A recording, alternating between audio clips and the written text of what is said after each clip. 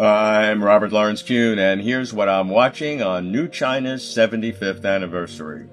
China's economic miracle, the astonishing increase of the standards of living of 1.4 billion people.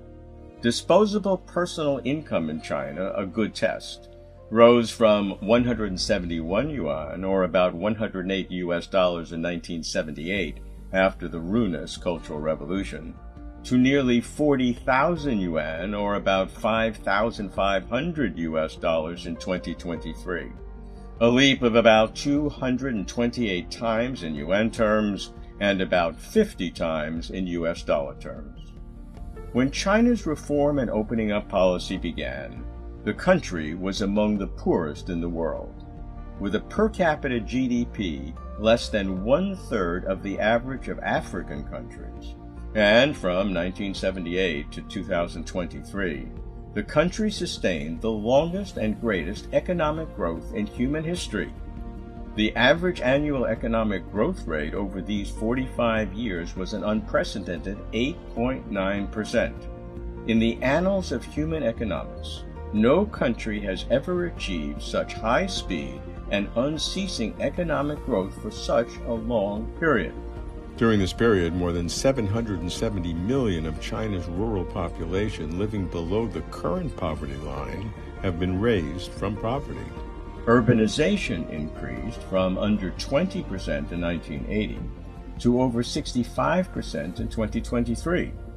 China learned to feed nearly 20% of the global population with under 10% of the world's arable land.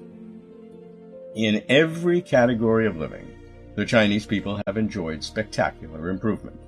In 2008, high-speed railways were barely more than 1,000 kilometers. Now they exceed 45,000 kilometers, more than 70% of the entire world. Modern agriculture and biological breeding have provided food security. Healthcare and hospital reform and national medical insurance have substantially improved people's health. Green and low-carbon technologies have reduced pollution. From 2013 to 2022, China added 130 million new urban jobs, an average of 13 million per year. And the world's largest social security system has been built, improving people's well-being and sense of security. As of September 2023, the number of participants in basic pension, unemployment, and work-related injury insurance nationwide is 1.06 billion, 240 million, and 300 million, respectively. Social Security cardholders number 1.377 billion, covering 97.4% of the population. Although the road has not been straight, and there have been obstacles and delays, challenges and setbacks, accomplishments have been remarkable. Rightfully proud of its achievements, China is not sitting satisfied. There are serious challenges, especially because China's investment-led and property construction, which drove growth for over 2 decades, faces long-term slowdown. In 2023, above 40% of GDP, which is no longer sustainable or desirable.